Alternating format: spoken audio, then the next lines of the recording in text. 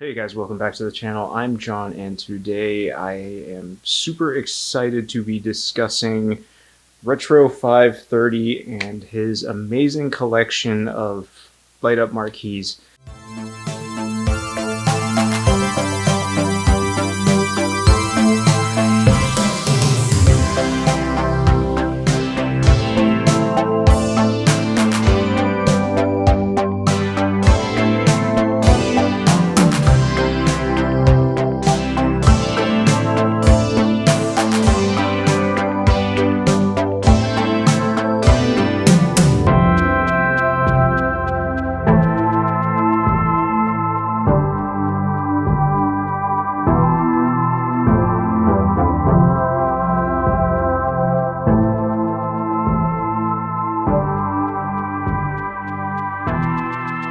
One of the things about this project that I really enjoyed doing was I'm such a stickler for details.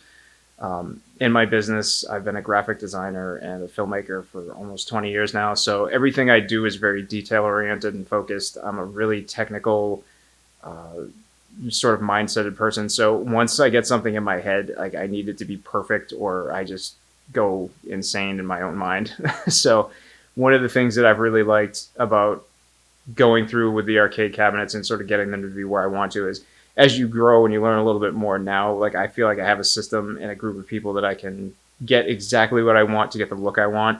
And with Retro530, his light up marquees are exactly what I've been waiting for, which is packed perfectly, by the way. I really want to say how awesome that was. These came shipped really perfectly. They were really cushioned very well. You know, he had them wrapped in saran wrap, and then they were put inside of a bubble wrap envelope. So everything was really packaged well, no damage to anything. Everything came perfectly. And he always gives a gift with every order, and he actually gave me this sweet t-shirt. So thank you, dude, for this t-shirt. I'm going to wear it proudly. So one of the reasons that it's hard to get a good gauge on how good a marquee is, anytime you see someone post a video of them, it's like the screen will go from dim to super bright, and that's because the camera's on auto and it's trying to compensate for that lens correction and the light and all that.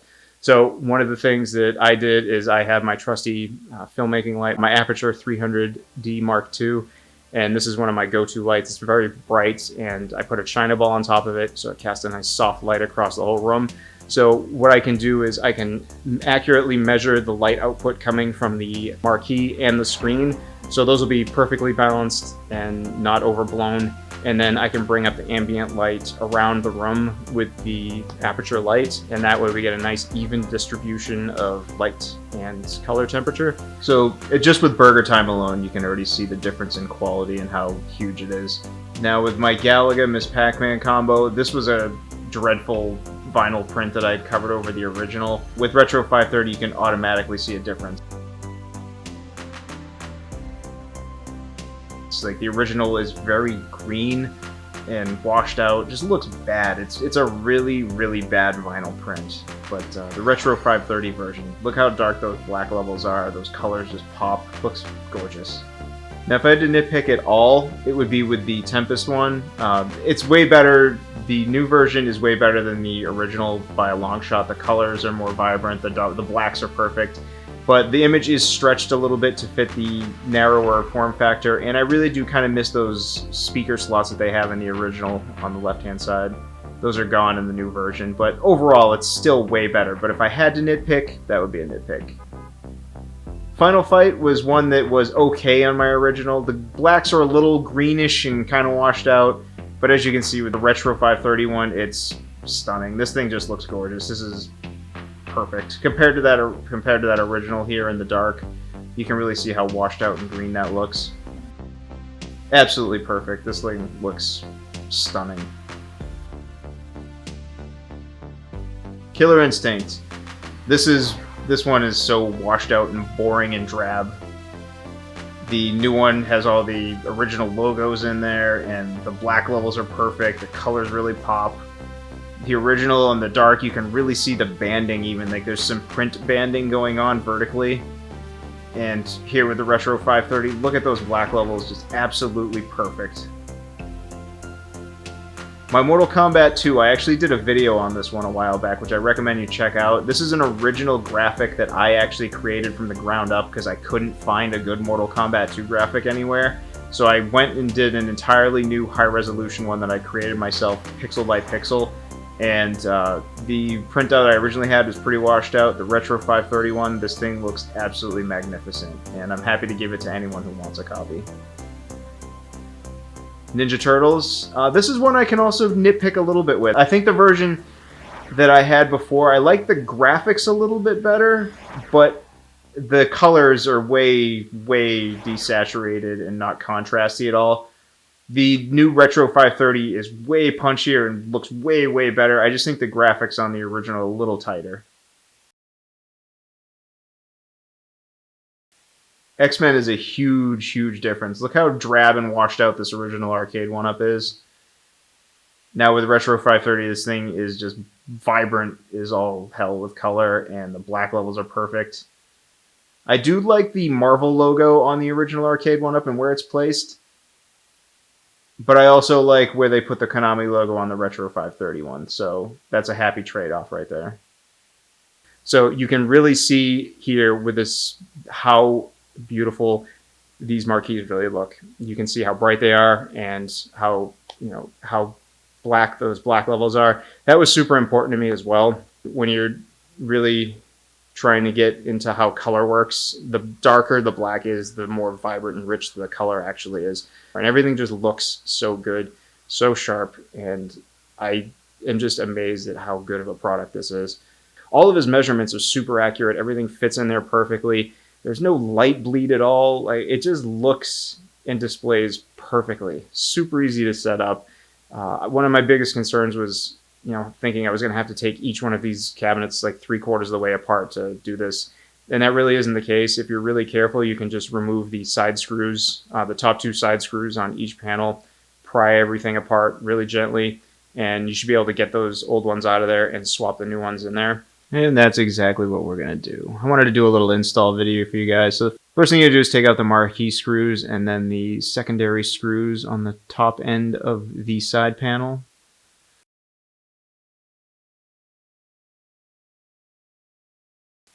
Next, you're going to have to unscrew the back portion that keeps the speaker deck on, connected to the marquee. So now you can see here how I've been doing things. You can see the marquee wire, and that is spliced into the coin door wire. That is how I've been doing this with all of my marquees that light up because of the coin doors. But now we have a workaround for that. So what we need to do now is cut this. So we're just going to disconnect this at the topmost part so we have enough slack. And now we've got the marquee as it is. As you can see, it's spliced. I'm just going to set that down, take out the new one. Here's our new beautiful Retro 530 marquee. I'm going to go ahead and get that in the front. Okay, so you're going to get this and bring this to the front where the old marquee went. Then you're going to take the new screws that he supplies you and fit them into the slot. The easiest way to do is get one side in, just sort of finagle it. Then you work in the other side. And then you tighten that up.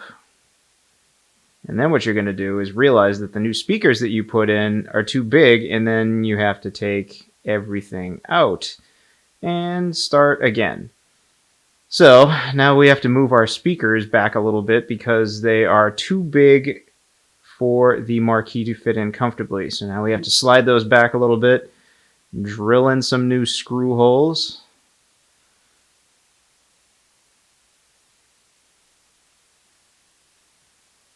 And then we have to re-screw in the speakers.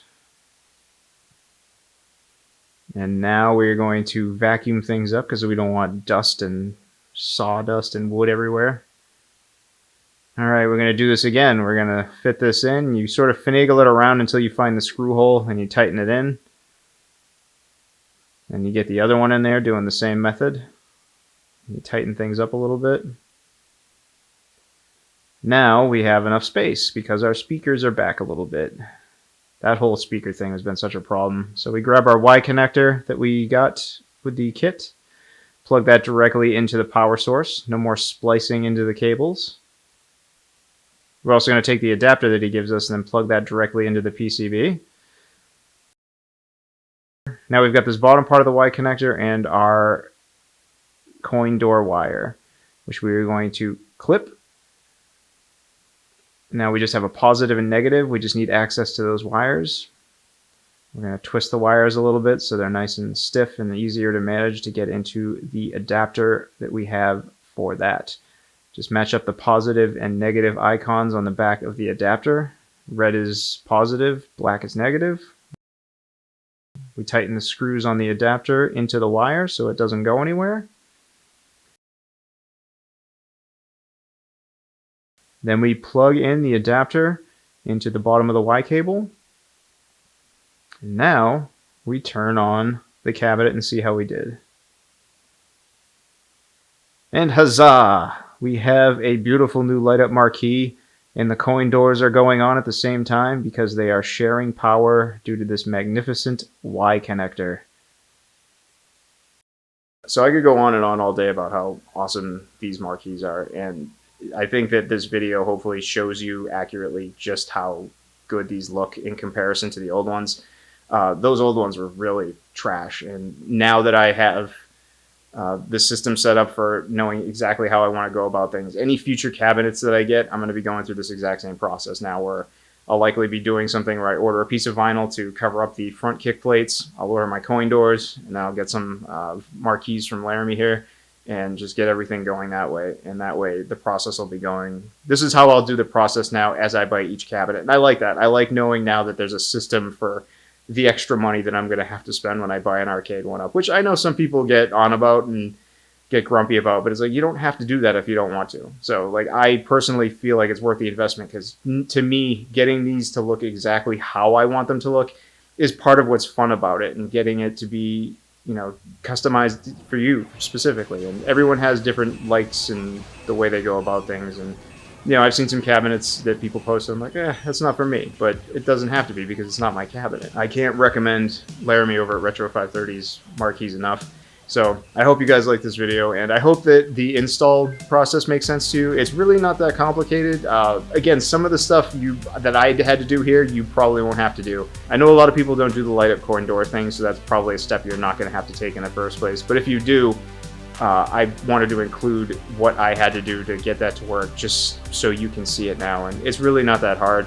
And getting those little connectors really made a huge difference. It just makes things so much easier. And between Laramie over at Retro530 with all of my cabinets here, and Zabo with my Terminator 2 video, which I made a replacement for. I made a video for that as well. You should check that out. But now that I have these two people that provide such great products, it really is nice to know that, you know, there's that definitive go-to. And I really want to thank Laramie again for really going out of his way. The dude's become like kind of like a Facebook buddy now, because, you know, I'll just chat and hit him up, and he's really, really awesome, and he makes such a good product, and he's just so determined to continue to make good products. And I love that. I love people that care about what they do, that go the extra mile, and really take pride in their work. It makes me feel good to know that I'm supporting someone like that, who's going to continue to grow, continue to make great products, and continue to do their best to serve the community. I think that's excellent. So I think that'll do it for today. And if you like this video, give me a comment, subscribe. Let me know what you think of this, and if there's any other cabinets out there that you're looking to do.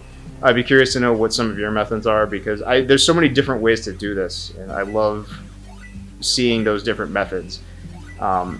It's funny, because I had said something about putting out a sound video. I was making a sound upgrade to my Terminator 2 cabinet, which turned into doing like 6 different ways of going about it. I kept going through so many different attempts at getting that right.